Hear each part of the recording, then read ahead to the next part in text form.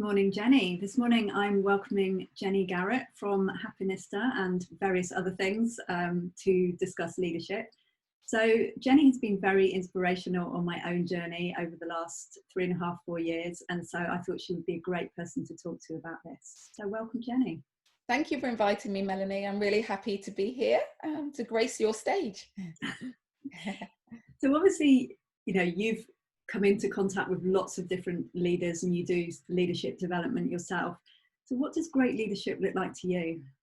Oh, that's such a big question, isn't it? What great leadership looks like. I think at the moment in COVID-19 times, great leadership looks like compassionate leadership.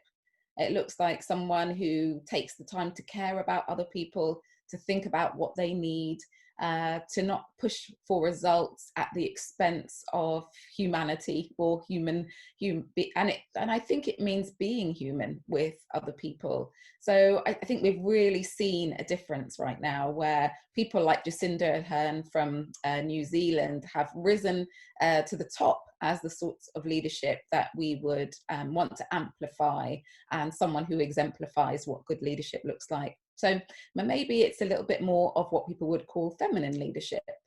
It's all about those softer elements that sometimes people don't think are that important, but are hugely necessary. Great.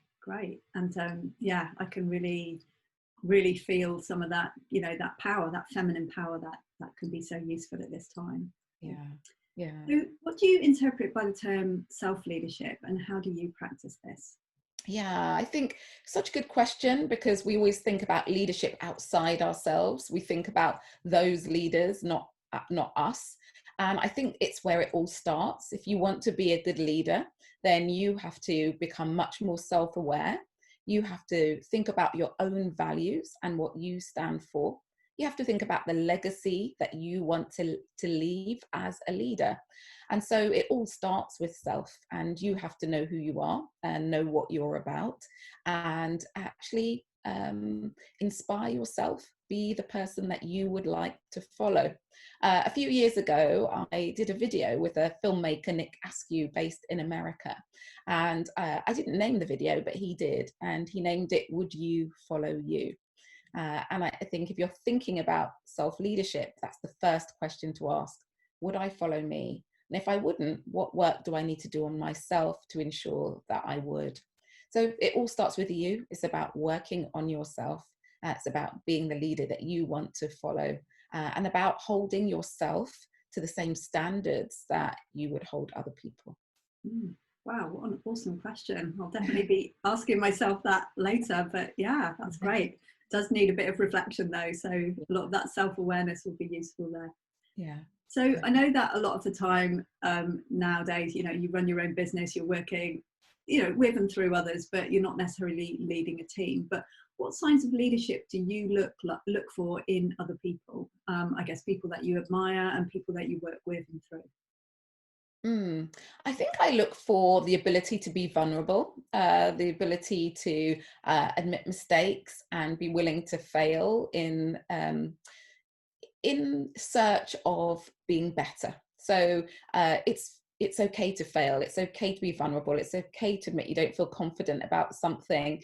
If you're doing all of that in the pursuit of being the best you, or doing the best work, or helping your clients or my customers in the best way possible. So as well as someone who's, of course, someone who knows their stuff, someone who wants to move forward and create an impact, it's that person who's willing to learn and be vulnerable in the pursuit of learning. Those are the people that I like to be around, people who are willing to say, I'm a work in progress, and I will grow and develop. Because I think when you create that space to say, I don't know it all, and maybe you've got the answers, maybe someone else has the answers, but I'm going to work towards getting those answers. I think when you're in that space, that's when the best work happens. And what you do as well is you distribute the leadership. So I do work with teams who are sort of associates for me on leadership programs, but I know that sometimes they will be the experts on specific areas, or whether it's on program design or a particular leadership intervention. And I'm very happy to say I distribute the leadership to you in the areas in which you are expert. So I think that's what I look for in good leaders. People I admire, I really do admire Michelle Obama. It's probably pretty, I think many people do admire her. She went through a lot. She's willing to be open about the things that she experienced, willing to stand up for what she believes in, but also willing to say, I don't always get it right. And I think that's key. Great. Now, obviously, the world has changed a lot in the last four months or so. I keep saying 3 months, but it's now 4 months. The months are rattling by. So what further changes do you anticipate in working practices in the next 12 months and beyond? Yeah, I mean, it's highly likely we'll have a second wave. We might not. So I'm not sure if we're going to all move back into going back to business as it was before. And I'd be really happy if we didn't, because I think there was lots of change that needed to happen. I think people will travel less and use technology more. I think initially everyone was so excited about the online and we were really energetic about it. And I think we've actually become a bit fatigued with online calls one after another. I think I had 6 yesterday, which was a lot. So I think we're going to be pulling back a little bit. So everything doesn't have to be an online call. Maybe we're going to use the phone a bit more, WhatsApp, to have a bit more informal interaction. Because the thing about Zoom or whatever you use is that it's, let's schedule it, let's have a call, let's book it in for 15 minutes. And what we're not getting is those water cooler chats, those sort of 5-minute, oh, I just bumped into you on my way to somewhere else.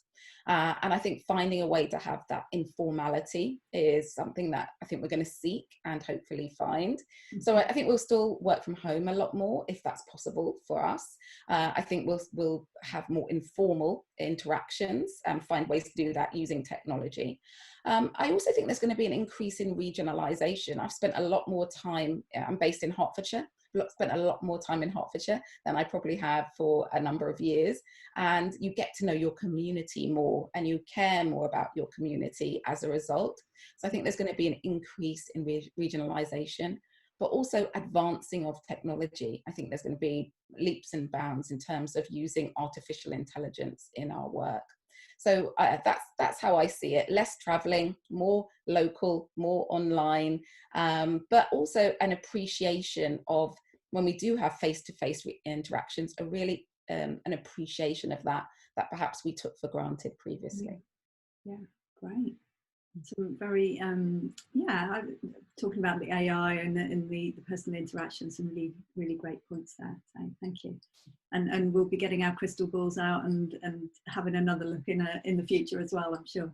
Yeah. So absolutely. how will you manage yourself and others through this change? Yeah, I think boundaries are key right now. With people who are lucky enough to be able to work from home, it's a bit of a blessing and a curse because you can wake up, be in your pajamas, go straight to your computer. If nothing's stopping you, if you work, if you live alone, for example, or you don't have too many other commitments, you could work into the night. And that boundary of closing an office door or walking out of a building and going into another one you don't have.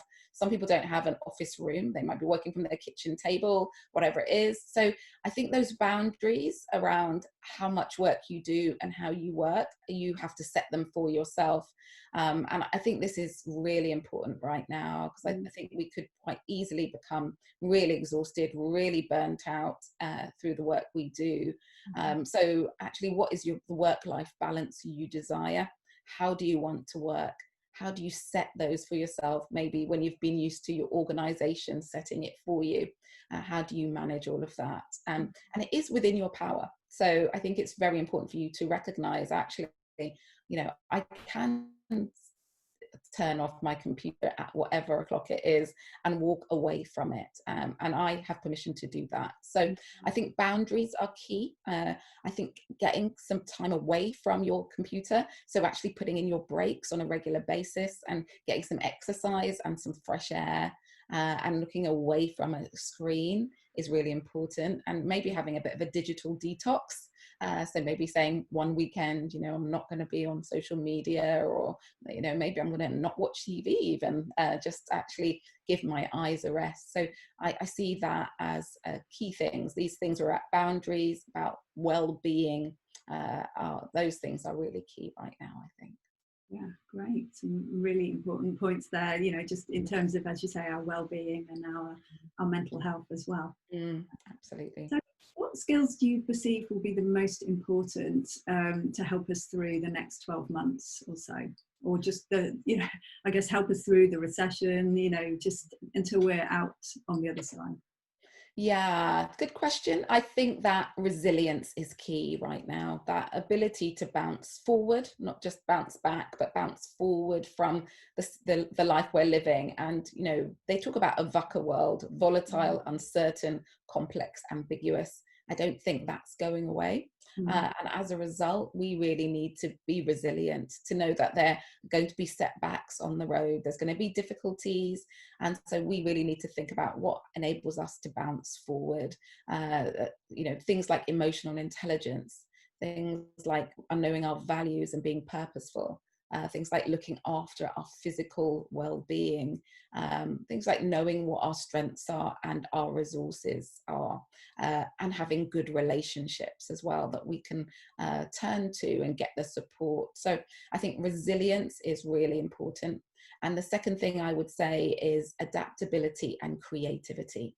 The ability to you make your plan, but know that actually you might need plan B, C, D, E, F, because things might change so rapidly that that plan might not go exactly as you want it to, but that you're adaptable to move and change accordingly, and that you can come up with some creative approaches to deal with those changes. So yeah, I think those three things: resilience, adaptability, and creativity, are the skills we need to get us through. Thank you, Jenny. Well, wise words as always from you this morning. So thank you very much for sharing your insights, and hopefully we'll catch up again soon. Thank you. And I wish you so much more success, even more success than you have already. I've loved knowing you and watching you grow and develop as an amazing coach. And your clients are very lucky to have you. Oh, thank you. Thank you so much.